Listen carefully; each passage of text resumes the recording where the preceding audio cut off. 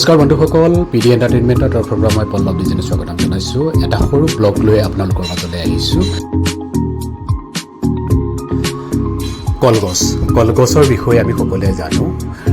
কলগছৰ বিভিন্ন ধৰণৰ প্ৰকাৰ আছে। তাৰে ভিতৰত ভীমকল হ'ল অন্যতম।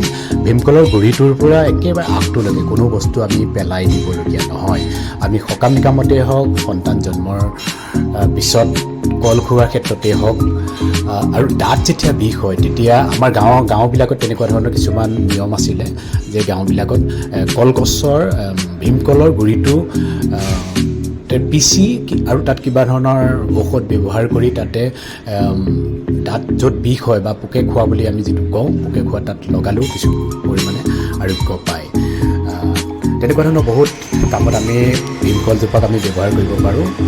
তাৰে ভিতৰত অন্যতম হ'ল দোনা বা খোল।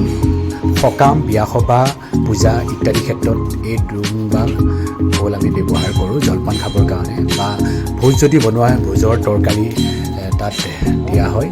খুব ভাল লাগে। আৰু তেনেকুৱা ধৰণৰ আমি সেইটো ভীমকলৰ গা গছডাল যেতিয়া কাটি দিয়া হয়, কাটি দিয়াৰ পাছত আমি যিটো চেলোৱা হয় সেইটো পটুৱা বুলি কোৱা হয়। সেই পটুৱাৰ পৰা নিৰ্মাণ কৰা হয় দোনা বা খোল। গাঁওবিলাকত সাধাৰণতে দোনা বা খোল বনাবৰ কাৰণে ভকতসকল থাকে, নিৰ্দিষ্ট একোজন ব্যক্তি থাকে।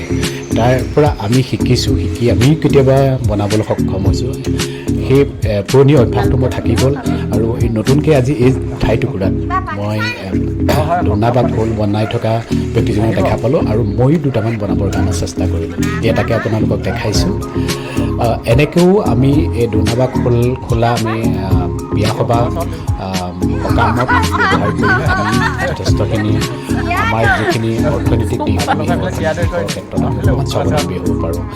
যদি আপোনালোকৰ ঘৰত বা বাৰীৰ পাছফালে ভীমকলৰ গছ আছে, তেতিয়াহ'লে আপোনালোকে সকাম, বিয়া বা পূজা আদিত এই দোনা বা খোলটো আপোনালোকে ব্যৱহাৰ কৰিব পাৰে।